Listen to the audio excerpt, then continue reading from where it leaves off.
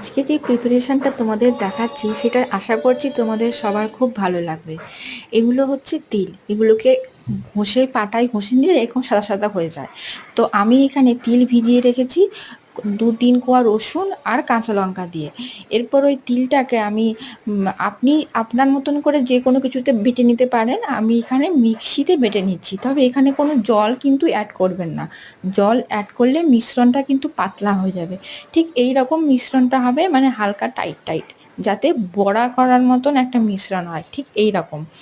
তো আমার এখানে মনে হলো একটুখানি হয়তো জল বেশি হয়েছে, এই জন্য এই যে দেখুন মনে হচ্ছে একটুখানি আমার জল একটুখানি বেশি হয়েছে। আমি কিন্তু বাটার সময়ই নুন দিয়ে বেটে নিয়েছিলাম, তো জল বেশি হয়েছিল বলে আমি একটুখানি চালের গুঁড়ো মিশিয়ে নিয়েছি। চালের গুঁড়ো মেশাতে হলে একটুখানি নুনটা দেখে নেবেন পরে ঠিক আছে কিনা। আমি এখানে কড়াইতে সর্ষের তেল বসিয়ে দিয়েছি। সর্ষের তেলটা বসিয়ে দেওয়ার পরেই কিন্তু বড়াটা দিয়ে দেবেন না, গরম হবে ভালো করে তারপরে বড়াটা দেবেন, তাহলে কিন্তু খুব ভালো করে বড়াটা ভাজা হবে। কারণ সর্ষের তেল গরম না হলে যে কোনো বড়া, তেল গরম না হলে ছেড়ে দিলে বড়াগুলো কি হয়, ছেড়ে যায়।